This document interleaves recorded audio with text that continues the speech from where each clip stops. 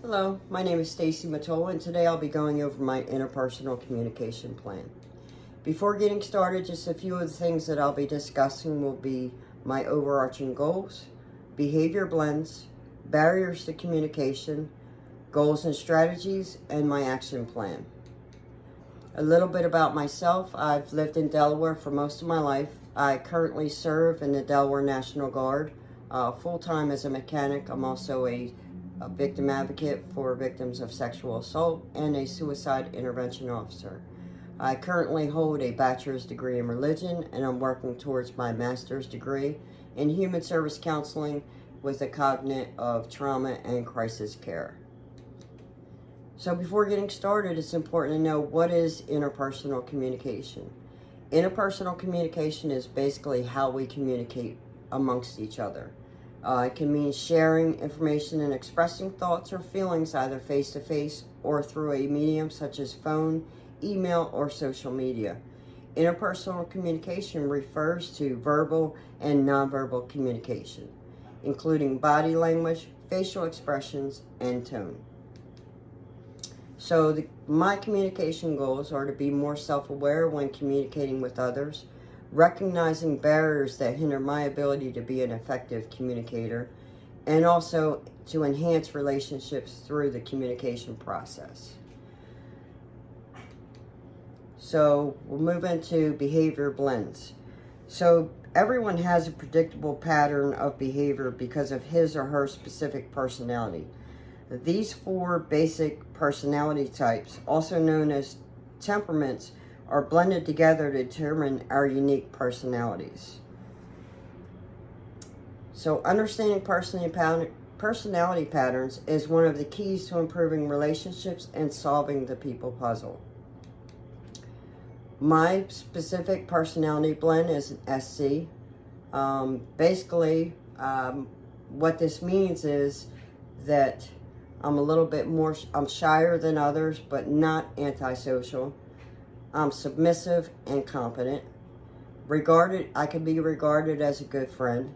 I can be cautious and calculating with tasks. How others see me, they see me as being balanced between people and task skills. Kind of laid back and a calm individual.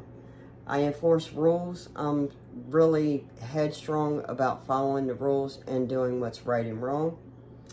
Feelings and emotions are steady, stable, ability to act well under pressure, and to think in logical terms.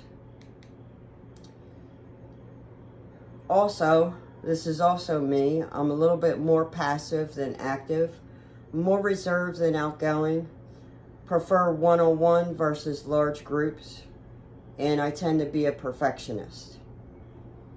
How others see me: intelligent and knowledgeable, easygoing, kind, nice and caring, compliant, obey the rules, trusted friend and worker.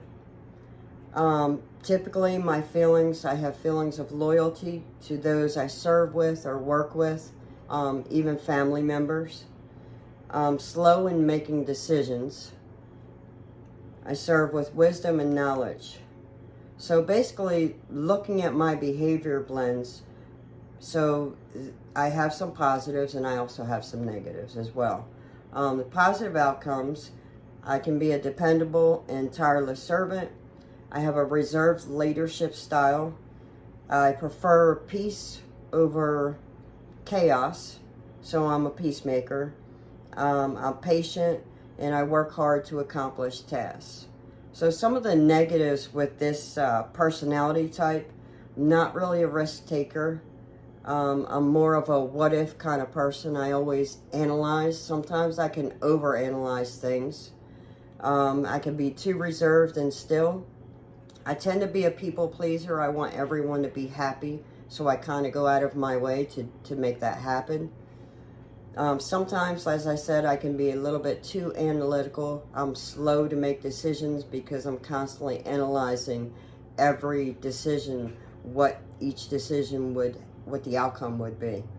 And also too, so because my graphs are so close together, from the uniquely you, I can tend to be inflexible And when you're looking at communication, typically sometimes there's no wiggle room. I don't have a lot of movement to make decisions, you know.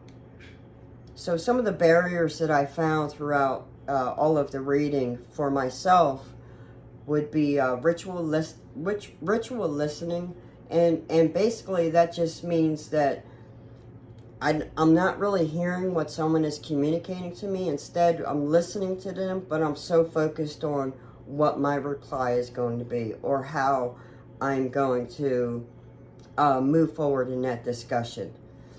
Another communication trap that I tend to fall into is I try to fix everything.